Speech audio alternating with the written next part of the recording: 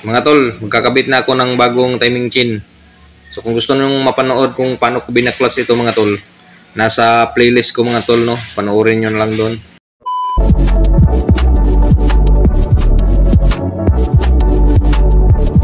Maganda talaga, genuine mga tol, gamitin natin mga tol para tumagal siya.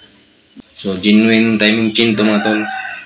Tapos palitan na lang natin ng mga bagong roller guides mga tol. Para isang buong palitan na lang. Yan, pasok na natin yan.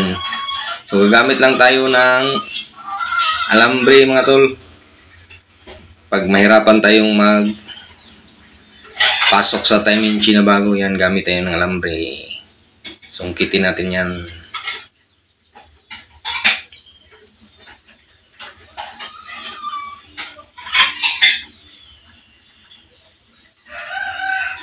Yan, tapos hilahin lang natin yung alambre mga tol. Yan. Kabit na natin mga tol.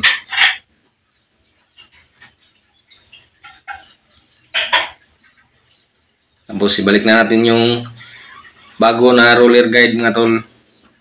So magpalit na rin tayo ng mga bagong roller guide, no? Para isang buong palitan na lang mga tol. Yan, medyo pagtiyagaan lang natin yan mga tol. Sipatin natin na yung butas ng roller guide papasok talaga sa bolt, no? Yan, ganyan. Sungkit-sungkitin muna natin mga tol. Kasi pag hindi pumasok dyan sa butas mga tol, hindi ikot yung roller guide mga tol, madaling masira.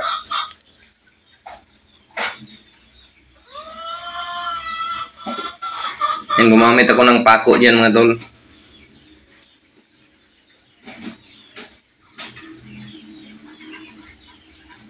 Yan, so lagay ko na yung bolt kasi kita ko na yung butas. Tapos i-test natin mga tol kung umiikot siya, no? Bago natin higpitan.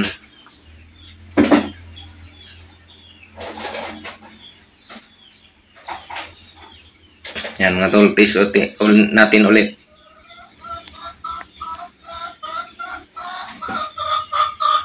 So umiikot siya mga tol, no? So goods na yan.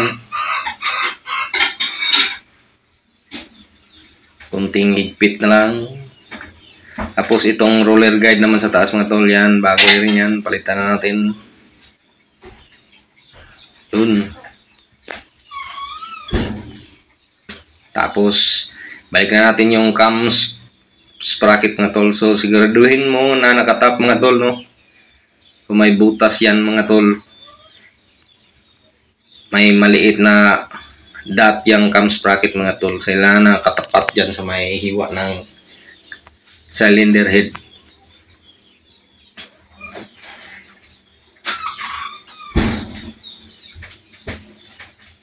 Yan. Tapos yung kunya ng sigunyal mga tol, dapat nakatapat din doon sa may cylinder head mga tol, no? Yan ang ibig sabihin na nakatap yung piston. So balik na natin yung cover niya mga tol. So nilagyan ko ng pako yan mga tol para hindi malaglag yung maliliit na o-ring, no? Yan, pupukin lang natin ng kaunti mga tol para lumapat siya.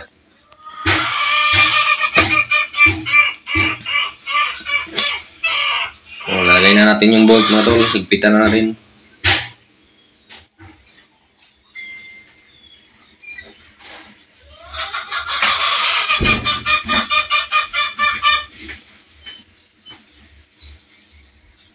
Balik na natin yung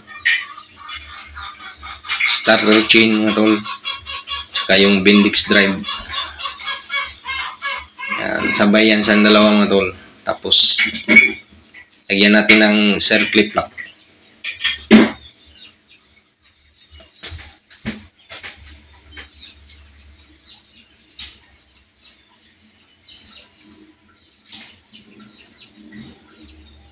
Balik na rin natin yung dalawang rubber guide yung mga tol.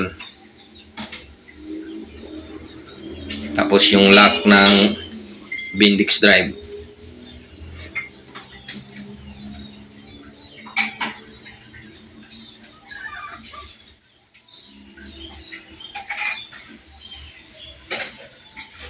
Yan. So, pwede natin ibalik yung flywheel mga tol. So, sipatin nyo lang yung kunya mga tol. Kailangan nakatapat dyan sa hiwa ng flywheel mga tol. Tapos i-check natin ulit yung timing niya.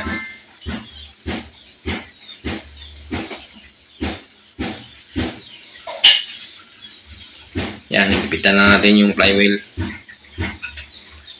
nut. So, iikot siya mga tol. Kailangan natin kalangan yan.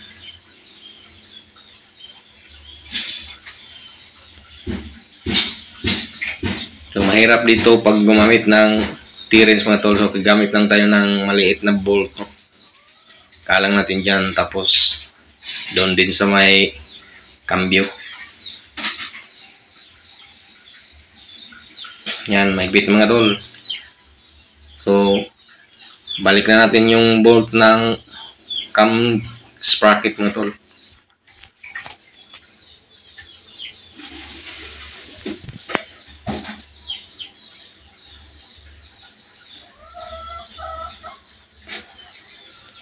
So, okay na mga tol. Balik na natin yung sakit ng stator tapos yung cover ng flywheel mga tol.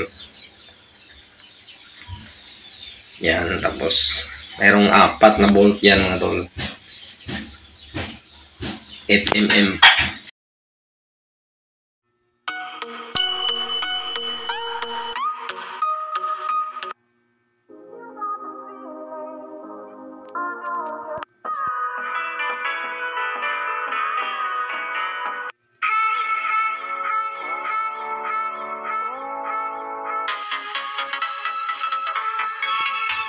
Yan, pagkahigpit na yan mga tol.